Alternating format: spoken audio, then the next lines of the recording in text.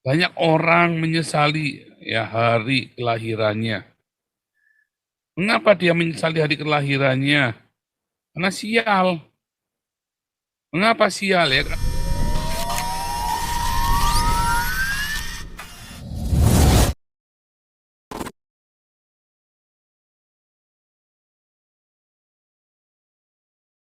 Puji Tuhan, kita kembali membaca firman Tuhan dari kitab Ayub 3 ayat 1 sampai 26. Demikian firman Tuhan. Sesudah itu Ayub membuka mulutnya dan mengutuki hari kelahirannya. Maka berbicaralah Ayub. Biarlah hilang lenyap hari kelahiranku dan malam yang mengatakan, seorang anak laki-laki telah ada dalam kandungan. Biarlah hari itu menjadi kegelapan.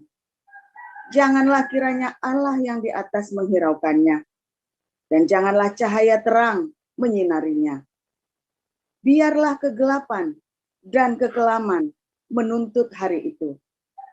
Awan gemawan menudunginya, dan gerhana matahari mengejutkannya.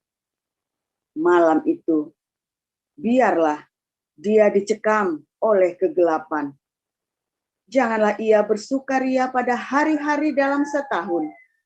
Janganlah ia termasuk bilangan bulan-bulan.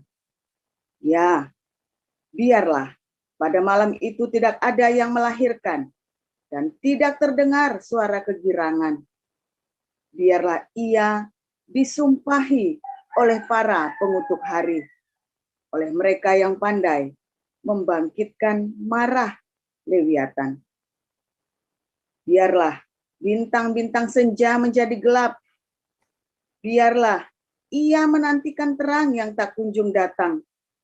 Janganlah ia melihat merekahnya fajar, karena tidak ditutupnya pintu kandungan ibuku, dan tidak disembunyikannya kesusahan dari mataku.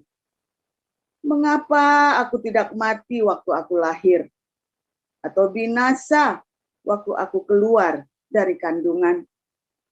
Mengapa pangkuan menerima aku? Mengapa ada buah dada sehingga aku dapat menyusu?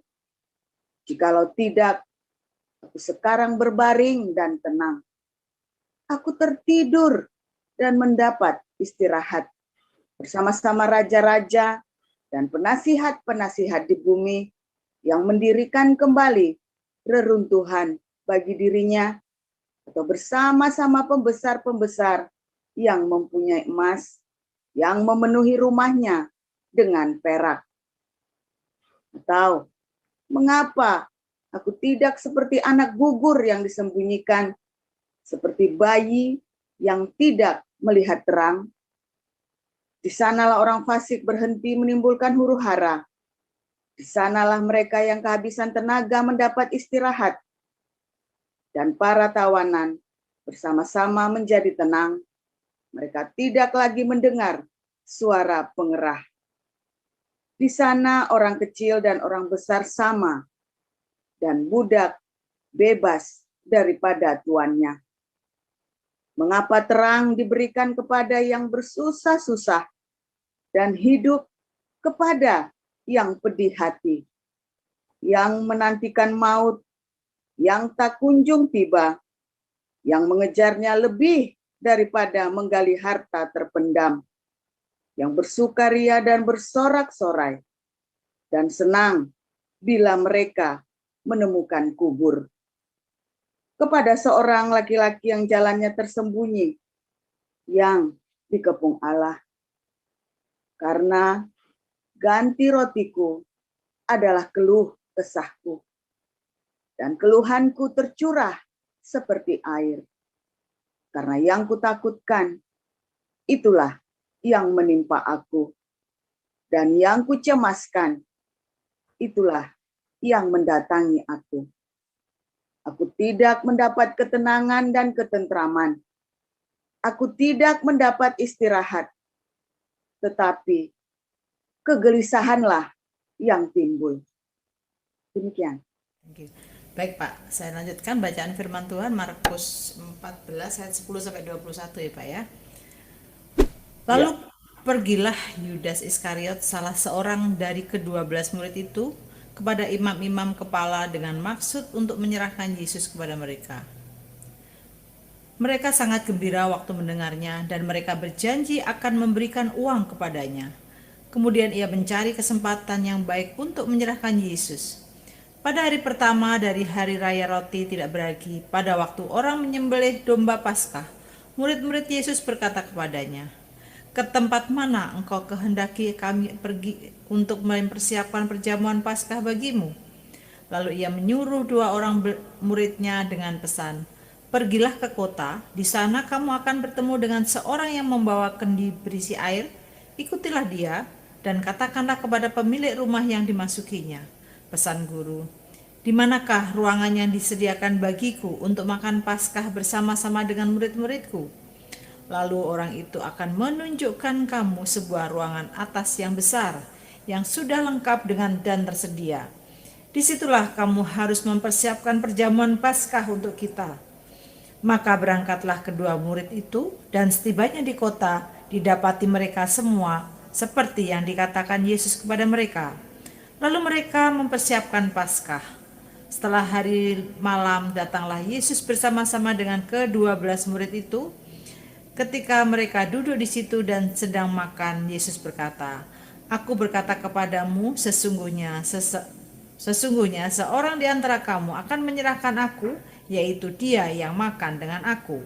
Maka sedihlah hati mereka dan seorang demi seorang berkata kepadanya, "Bukan aku ya Tuhan?" Ia menjawab, "Orang itu ialah salah seorang dari kamu yang 12 ini, dia yang mencelupkan roti ke dalam satu pinggan dengan aku. Anak manusia memang akan pergi sesuai dengan yang ada tertulis tentang dia, akan tetapi celakalah orang yang olehnya anak manusia itu diserahkan. Adalah lebih baik bagi orang itu sekiranya ia tidak dilahirkan." Demikian bacaan firman Tuhan. Ya, terima kasih Bu Pipin. Bu Sarma, silakan dilanjut. Baik, saya membacakan firman Tuhan. Galatia 1 ayat 11 sampai 24. Sebab aku menegaskan kepadamu, saudara-saudaraku, bahwa Injil yang kuberitakan itu bukanlah Injil manusia, karena aku bukan menerimanya dari manusia, dan bukan manusia yang mengajarkannya kepadaku, tetapi aku menerimanya oleh penyataan Yesus Kristus. Sebab kamu telah mendengar tentang hidupku dahulu dalam agama Yahudi, tanpa batas aku menganiaya jemaat Allah dan berusaha membinasakannya. Dan di dalam agama Yahudi aku jauh lebih maju dari banyak teman yang sebaya dengan aku di antara bangsaku, sebagai orang yang sangat rajin memelihara adat istiadat nenek moyangku. Tetapi waktu Ia yang telah memilih aku sejak kandungan ibuku dan memanggil aku oleh karena kasih karunia-Nya, berkenan menyatakan anaknya di dalam aku, supaya aku memberitakan dia di antara bangsa-bangsa bukan Yahudi, maka sesaat pun aku tidak minta pertimbangan kepada manusia. Juga aku tidak pergi ke Yerusalem mendapatkan mereka yang telah menjadi rasul sebelum aku, tetapi aku berangkat ke tanah Arab dan dari situ kembali lagi ke Damsyik. Lalu 3 tahun kemudian aku pergi ke Yerusalem untuk mengunjungi Kefas, dan aku menumpang 15 hari di rumahnya. Tetapi aku tidak melihat seorang pun dari rasul-rasul yang lain, kecuali Yakobus, saudara Tuhan Yesus. Di hadapan Allah aku tegaskan, apa yang kutuliskan kepadamu ini benar, aku tidak berdusta. Kemudian aku pergi ke daerah-daerah Syria dan Kilikia, tetapi rupaku tetap tidak dikenal oleh jemaat-jemaat Kristus di Yudea. Mereka hanya mendengar bahwa Ia yang dahulu menganiaya mereka, sekarang memberitakan iman yang pernah hendak dibinasakannya, dan mereka memuliakan Allah karena aku. Ya, shalom semuanya, luar biasa. Ya, berbahagialah orang-orang yang menggenapi destininya di dalam Tuhan Yesus. Ya, karena dia akan diberkati hari kelahirannya. Ya, banyak orang-orang mengutuki hari kelahirannya, menyesal dia pernah lahir ke dunia. Saya nggak tahu bagaimana dengan Anda ya.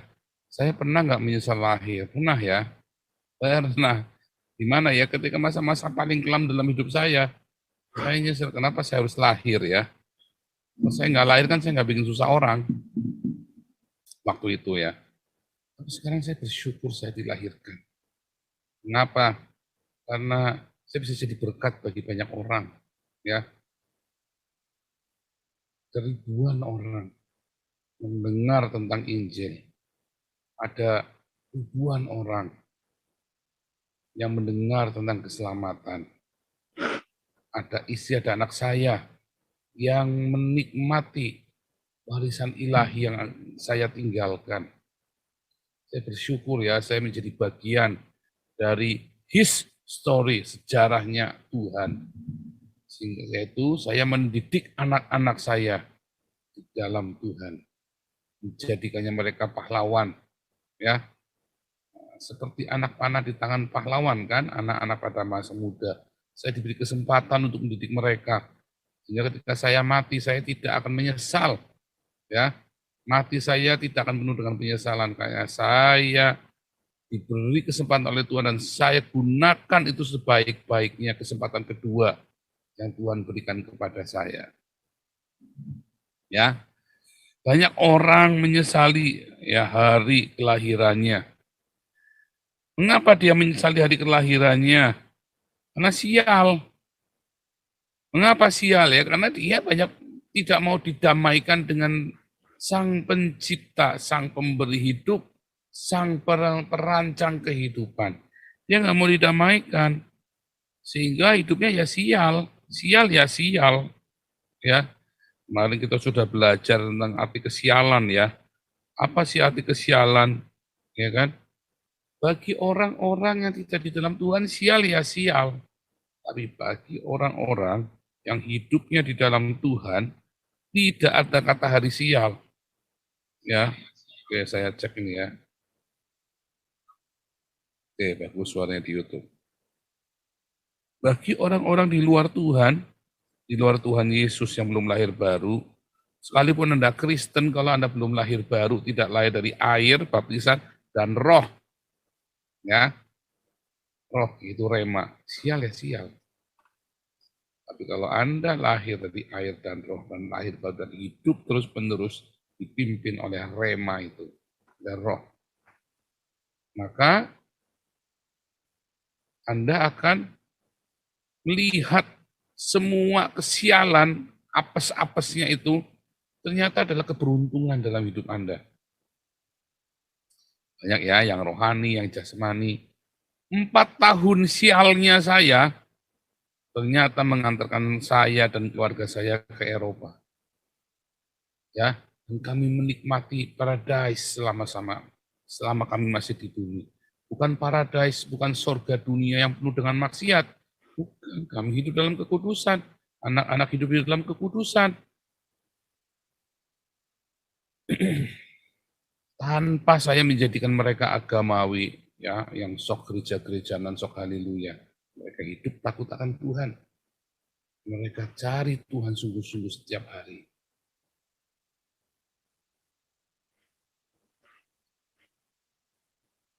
Kesialan itu menjadi hal yang baik.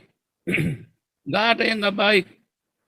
Anda mau cerita apa sama saya? Sial yang mana dalam hidup saya?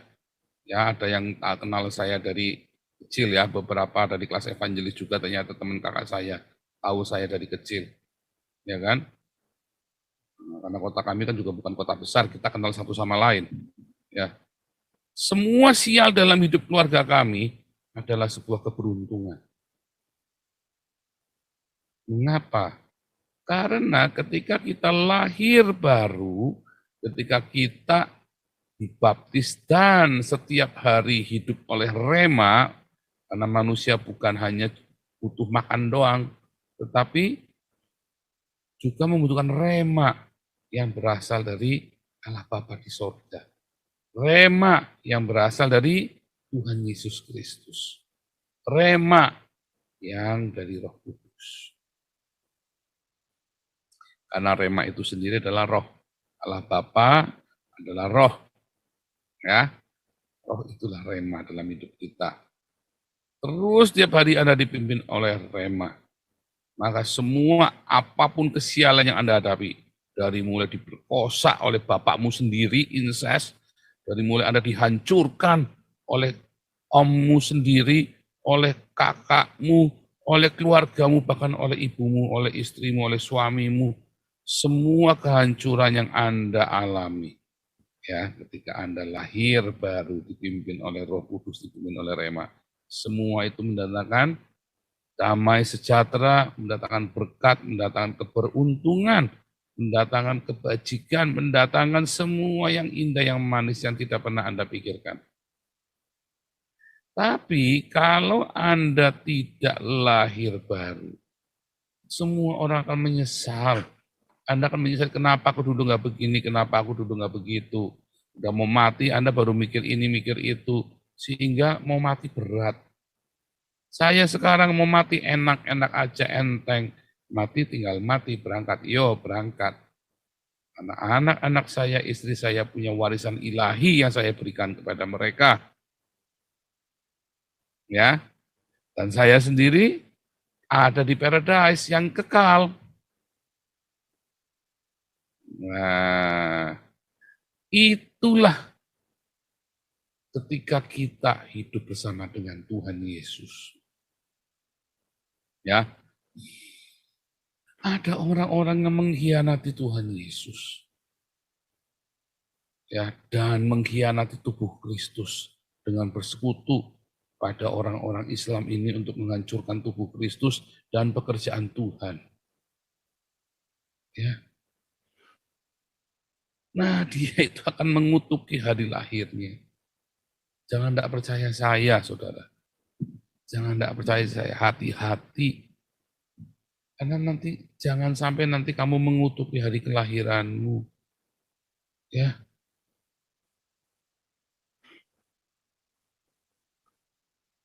Yang pertama itu ya, orang-orang yang berkhianat itu, orang-orang yang akan mengutuki hari kelahirannya.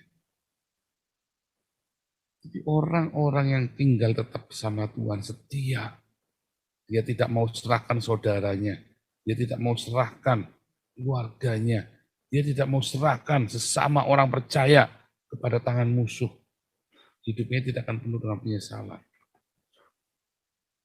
Ya, orang-orang yang menyerahkan saudaranya sendiri ke tangan musuh.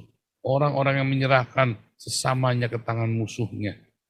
Orang yang menyerahkan sesama pengikut Kristus ke tangan musuhnya, hidupnya akan penuh dengan penyesalan. Makanya adalah lebih baik bagi orang itu sekiranya tidak dilahirkan.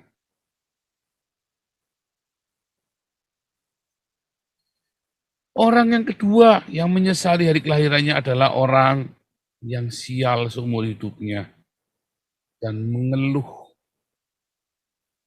Dia menjadi sial karena mengeluh terus, ya, mengeluh terus. Padahal banyak hal yang baik dalam hidupnya. Saya kalau ketemu sama orang-orang di Belanda ya, mereka orangnya suka mengeluh ya, komplain ini, komplain itu. Saya bilang sama mereka, kamu pernah tinggal di Indonesia? Belum. Kamu pernah tinggal di daerah orang Islam? Belum. Tak ceritain ya. Cara nyetir mobil. Ya. Kamu tahu di Indonesia, kalau nyetir mobil, setiap tikungan kamu mesti tengok kanan kiri. Si ngerem. Kalau di sini, nggak usah. Setiap tikungan Anda, kalau ada perempatan Anda nggak usah ngerem kecuali lampu merah. Kalau itu prioritasmu jalan-jalan, nggak usah khawatir. Karena semua orang di Belanda itu punya sistem kepalanya sama. Karena mereka semua les mobil. Diajarin di les mobil itu. Semua dibentuk ya, didoktrin ya, waktu les mobil itu. Anda tahu, di Indonesia, lampu merah kalau Anda berhenti Anda ditabrak dari belakang. Iya kan? Anda kalau nyetir di Medan itu. Saya pernah nyetir di Medan, nggak mau lagi saya. Lampu merah saya berhenti malah disundul dari belakang. Iya kan? Puyang enggak. Puyang. Aduh, ya. Di jalan raya nggak ada lampu merahnya, orang bisa tiba-tiba berhenti. Ya, tapi ngobrol, ya gimana anakmu, gimana, kawin kapan? Di jalan raya, saudara. Ya kan, mumet-mumet dah, saudara. Trotoar buat jalan kaki, akhirnya buat parkir motor sama parkir mobil. Anda kebayang nggak saya tanya sama orang Belanda ini? Wah, ruwet sekali ya negaramu. Negaramu, oh, bukan negara saya sekarang. Saya sekarang orang Belanda. Itu negaranya kakak saya. Ruwet-ruwet dah. Puyeng-puyeng dah. Kamu tahu nggak orang bisa lihat orang cantik nggak di Indonesia? Dulu bisa. Sekarang semua pakai karung semua. Bayang? Foto semua hitam semua, ya. Foto nganten, yo foto keluarga. Semuanya karungan semua, hitam semua. Ya. Bingung. Nah, itulah dunia. Belanda, itulah surga. Itu surga. Bebas. Yang membatasi kebebasanmu adalah kebebasannya orang lain. Maka diatur. Makanya orang sini tidak takut dengan agama, takutnya dengan hukum. Karena semua orang beragama punya maunya masing-masing. Ayo takuti hukum. Itulah surga. Jangan pikir di surga kamu bebas melakukan semua yang kamu mau. Tidak. Di surga kamu melakukan hukumnya Tuhan. Karena itu adalah kerajaan Allah. Sehingga kamu melakukan hukum kerajaan itu. Di negara yang merdeka bebas, di negara yang bebas, negara demokrasi, negara yang seperti surga, ya, karena orang mematuhi hukum. Wah, Rocky Gerung bilang nanti negara khilafah hukumnya lebih pasti. Salah. Hukumnya pasti buat umat, buat raja-raja, buat bangsawan, buat ulama, enggak. Karena sudah ada hadisnya. Undang-undang perlindungan para ulama istimewa, dispensasi. Di negara demokrasi, kamu mau presiden, mau rakyat jelata, mau raja, kamu mau orang berdosa, kamu mau homo, kamu mau pendeta, kamu mau saksi Yehova, hukumnya sama. Tidak urusan. Itulah negara surga, di mana orang takut sama hukum. Yang nggak takut hukum, orang Islam. Karena mereka merasa ini bukan hukumnya dia, ini hukumnya kafir. Kan repot kan? Orang ngendarain di jalan. Anda kalau ketilang, nggak punya SIM, rata-rata itu imigran Islam. Rata-rata itu ya. Bolak-balik saya lihat orang ditilang nggak punya SIM itu ya, di pinggir jalan saya tengok. Yang berbuai, saya nggak ada SIM-nya gitu ya. Henry Pues. Saya bolak-balik dengar kalau ada tilangan saya suka nguping gitu ya, suka kepo gitu ya. Rata-rata itu orang-orang imigran tampang Timur Tengah. Rata-rata, saudara. Ya, mereka tidak taat hukum. Dari sepele saja masalah lalu lintasnya mereka nggak mau taat. Dan tidak ada upaya buat taat. Kalau dia masih les atau apa, tidak ada upaya untuk taat. Nah, akhirnya karena hukum tidak dihargai, maka hidupnya dari satu kesialan yang lain. Orang yang tidak menghargai hukum, dia akan masuk dalam satu kesialan yang lain. Apa hukum Tuhan itu? Kasih. Orang yang tidak punya kasih dalam hidupnya, dia akan mengutuk di hari kelahirannya. Ya, karena dia mengeluh, nggak punya kasih, nggak punya sukacita dalam hidupnya. Dia tidak ada rema dalam hidupnya. Yang pertama tadi adalah orang-orang yang berkhianat. Ya. Yang kedua adalah orang-orang yang tidak ada kasih dalam hidupnya. Dia tidak punya rema dalam hidupnya. Dia tidak menyadari ya akan cinta itu yang diberikan dengan luar biasa melalui Tuhan Yesus itu buat hidupnya. Semuanya lip service. Ya. Nah, makanya kami di sini karena kami hidupnya seperti di sorga ya. Kita difitnah kayak apa di Indonesia kita senyum-senyum.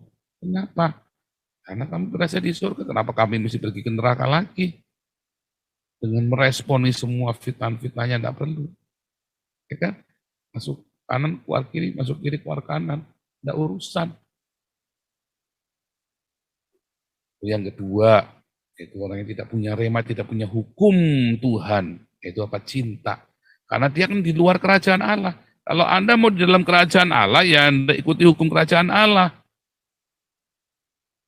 Ya, kalau Anda mau di luar kerajaan Allah, ya Anda ikuti hukum yang di luar. Kalau Anda di Belanda, ikuti hukum Belanda, nanti kamu bahagia. Tenang hidupmu. Masalahnya ada hukum yang tidak dihormati di Indonesia. Kalau kamu tinggalnya di Belanda, hukum dihormati, pemerintah pun nggak berani sama kamu. Pemerintah pun tidak berani kalau kamu patuh hukum. Uangmu pun dikembalikan. Kayak saya, kita bayar pajaknya seberapa, dikembalikannya banyak. Nggak lucu kan? Mereka salah, buru-buru mereka minta maaf, ngasih duit. Ketemu polisi di sini, tenang. Ada polisi, nyasar, tanya polisi. Anda ada apa-apa, tanya polisi. Di Indonesia ketemu polisi mumet. Duh, polisi datang. Udah tahu sendiri kalau polisi datang. Anda nggak siapin amplop, ruwet aja pokoknya. Lapor, udah kasus, laporin polisi. Ruwet aja pokoknya. Jadi kalau polisi datang, berteman dengan polisi, semua senang. Ya.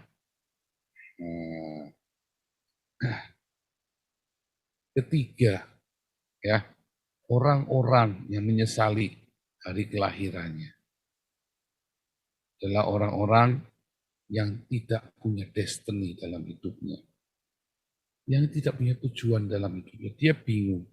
Terakhir dia mati, dia bingung. Aku terus datang ke dunia ngapain ya? Waktu cepat berlalu, umurnya di 80 tahun. Tuh, 80 tahun. Ya, dia punya komunitas, teman-temannya sudah mati semua. Dia hidup sendirian, bingung sama siapa, mau ngobrol sama siapa. Dan dia mau apa, bingung. Karena dia nggak punya destiny, tidak punya tujuan dalam hidupnya. Entah mau apa. Dia kan sesali, lu nggak pernah aku lahir ya. Yang kenapa aku lahir? Nah ya kenapa aku lahir? Kalau saya jelas destiny saya memberitakan kabar baik, kabar selamat kepada bangsa-bangsa. Jelas. Anak saya dari kecil sudah tahu destiny-nya, dua-duanya. Tiap hari kami doakan konfirmasi dari Tuhan. Kami minta konfirmasi dari Tuhan untuk destiny-nya. Didoakan, dikumul, dierami visi itu. Supaya nanti visi itu ketika sudah masak, berbuah, ya ada hasil. Tidak punya destiny dalam hidupnya. Umur 17 tahun saya sudah dikasih tahu destiny hidup saya. Kamu akan pergi ke bangsa-bangsa memberitakan firman Tuhan. Memberitakan kabar keselamatan. Dan itu terjadi. Dan sekarang kalau ada orang tanya saya, apa yang menjadi keinginanmu?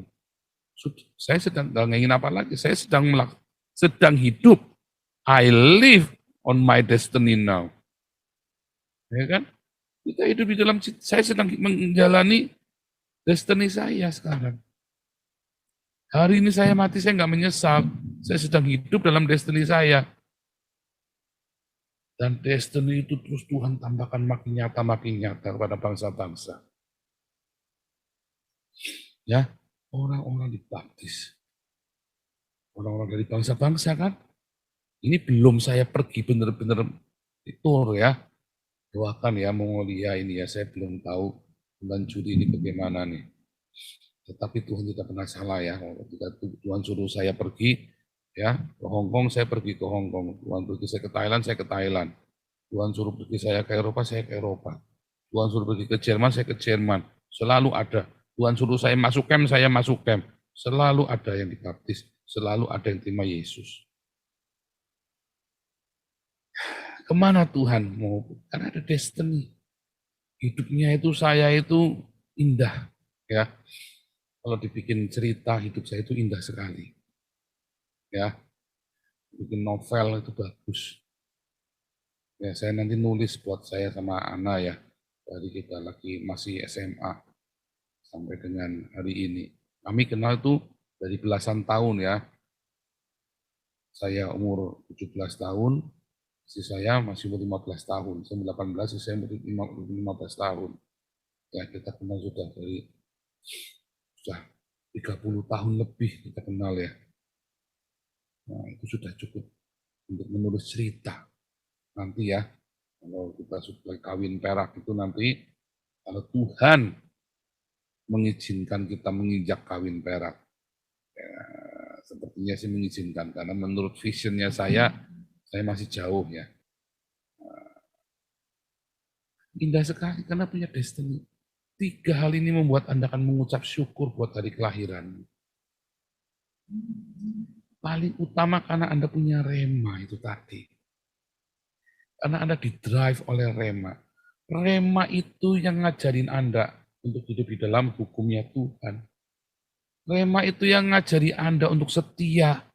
Rema itu yang ngajari Anda membuka wahyu dalam hidup Anda, destiny Anda. Rema itu penting, sampai bergema rema itu di telingamu.